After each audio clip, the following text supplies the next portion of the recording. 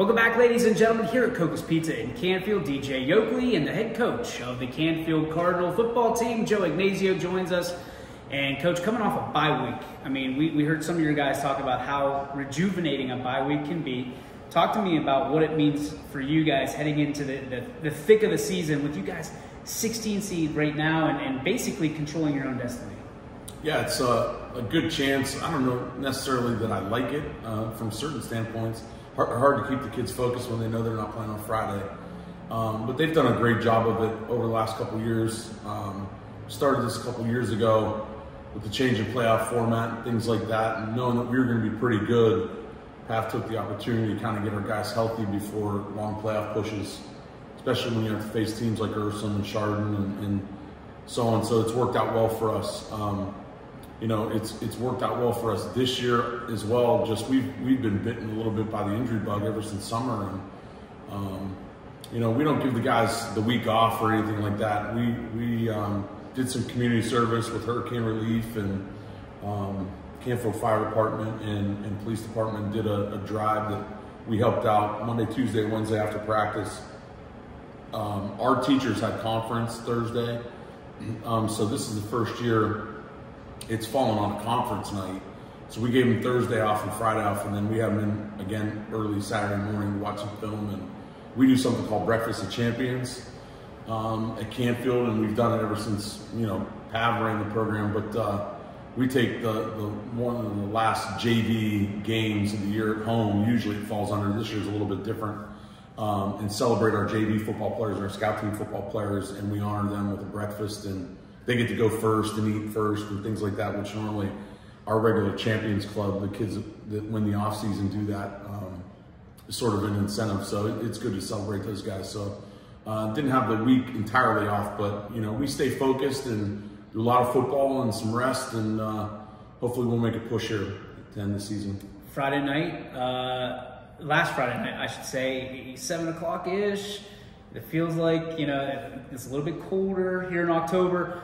What did you do? I mean, what did you do with yourself? Were you just chilling at home? Were you at a game? Where were you? I'm watching football all the time.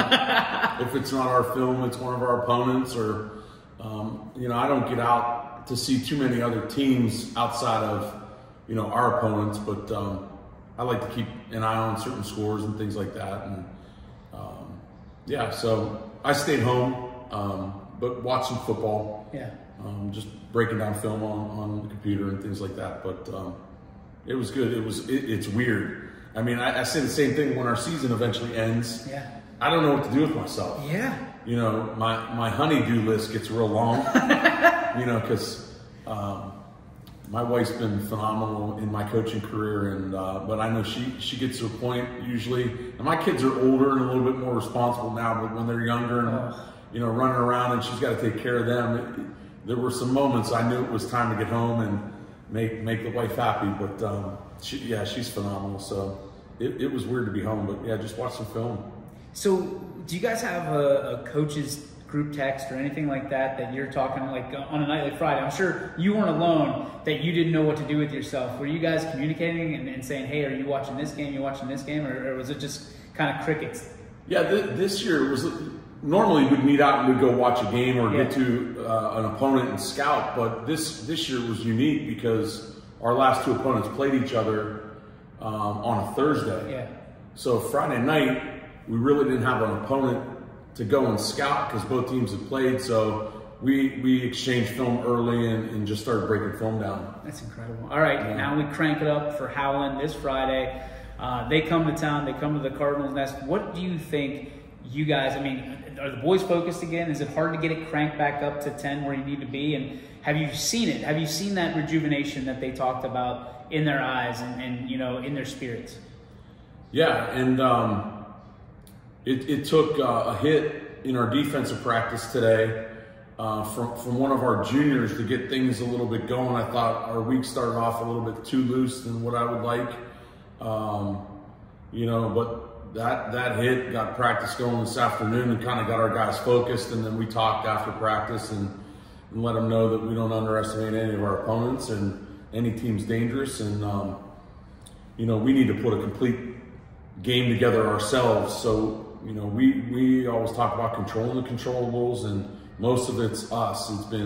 We talk about you versus you and not getting in your own dang way all the time. And with a young football team, that tends to happen. You just got to minimize mistakes, and our guys have done a phenomenal job. I think the best compliment we've gotten is probably about 3 or 4 weeks ago. We had a heart-to-heart in the locker room.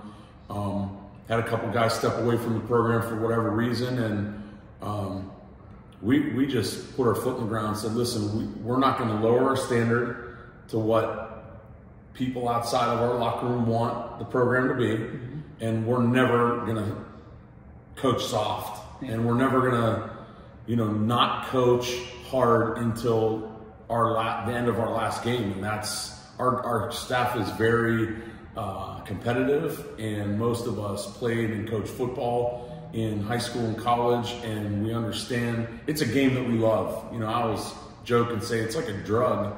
You know, you look for your next fix, and football gives a lot of us that, and we live vicarious through our guys, but they know and understand. Our guys get after it. Our coaching staff gets after it, and there's an intensity to our guys on staff, and our kids buy into that. But the best compliment I got was a couple weeks ago that even though our season wasn't going in the expectations of what traditionally Canfield football was, our kids have shown that they're responding and playing hard week in and week out. And part of that is we had to talk that you need to understand 3 of our opponents that we lost to are 20-4 right now. Yeah. You know, so you played a couple hammers. We let one get away, I thought, against Cheney, good football team, tremendously tough and speed, and they smacked us in the mouth early, and our kids just weren't ready to respond. But outside of that, you played 3 really good football teams. Not saying that Cheney's not. We just weren't competitive in that.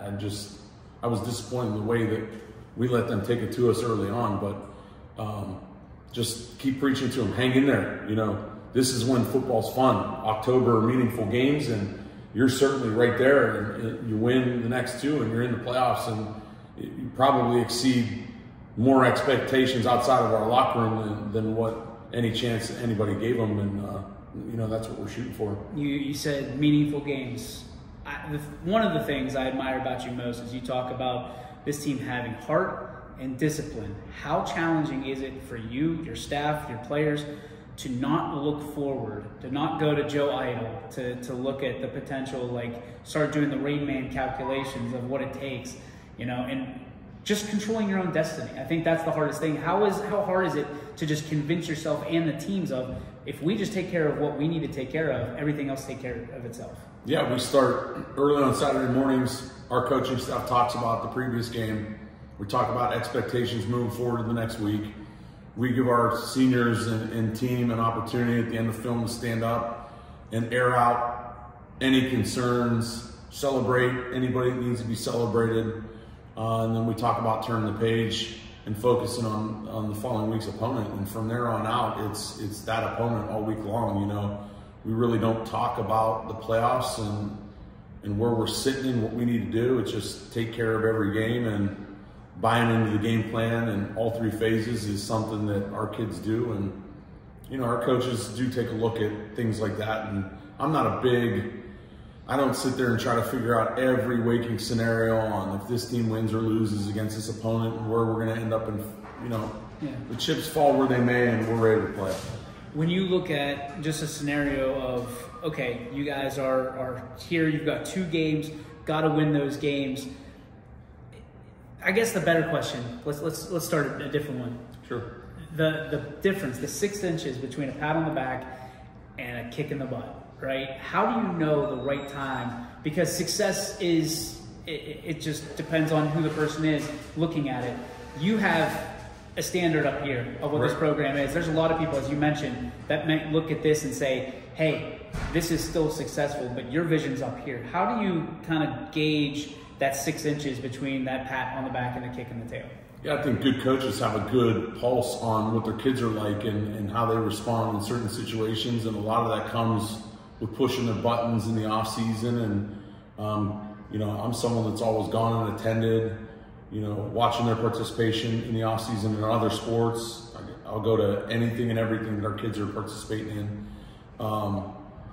And it varies. It varies with every kid. It varies with every situation. And sometimes there's situations where, you know, you have to be no nonsense, put your foot down because the kid just isn't getting it and he's being immature.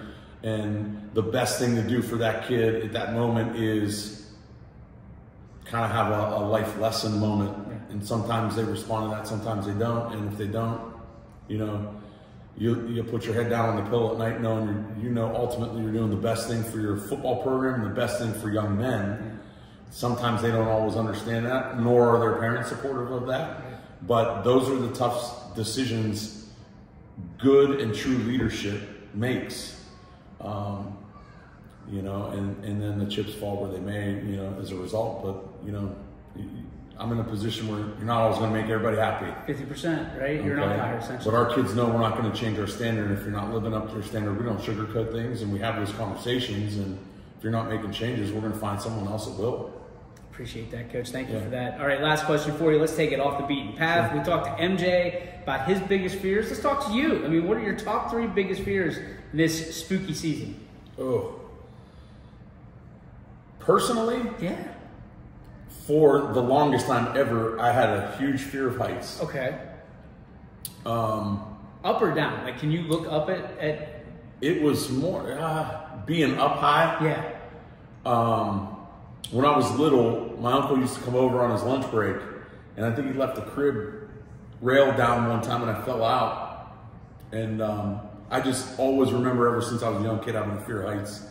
And then my parents took us to Disney in the earlier mid 80s, and I had to ride Space Mountain. And I think I prayed to God the entire time. I was just like completely fearful. And then when I was 18, I was on spring break in Myrtle Beach, and I went bungee jumping. I just decided I had to cure my fear of heights, and it took me probably a half hour to where cars were stopped on the street and they're honking for me to go. My buddies are behind me trying to egg me on, and I eventually jumped, and ever since then I can ride roller coasters and I don't have a fear of heights. I don't know what it was. Wow. Just a phase, I guess. I don't know.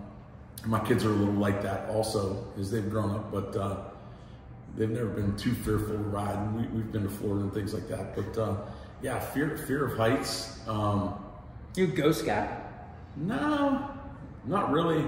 That doesn't spook you? No, not too much spooks me. The older I get, you know, life itself. Oh. You know, I turned 50 this year, which it messes with your mind a little bit. I still feel young as can be. But there's always that, you know, you see a generation of your grandparents that are no longer around, and you get to that age where now your friends and some of your older family members it's hard to watch them get old, and it just gives you a real picture of your existence in this world. Yeah. Kind of puts it into reality. I don't necessarily know that I have a fear of dying, but there's that constant fear of what comes after. Oh yeah, the unknown. But I've always been a man of faith, and believe in life after death, and so that's deep. Yeah, it makes you. I was looking for ghosts and goblins. I got a life lesson. Ghosts and goblins. Oh no, nothing. You know, ever since I was a kid, my brothers and I mean, I grew up with 3 boys. Yep. We would always scare the crap out of each other. I mean, we would do things like we used to stuff straw up our sleeves and pant legs and sit on our front porch and scare people. Oh man, you know, that was pretty common. I mean, I think I'm kind of just conditioned not to be too afraid. My brother was more afraid of things. My middle brother, I'll throw him under the bus, but there was one time we were watching Friday the 13th, and we had a glass lampshade that shattered, and I think for at least 2 years he could not take a shower because it was a shower scene or something. Oh my gosh! Where he wasn't wearing Speedo swimming goggles, and we still laugh about that. 40 years later. That's awesome. Coach, thank you so much for the time. Appreciate it. Good luck against Highland. We'll be there. Yep, I appreciate it.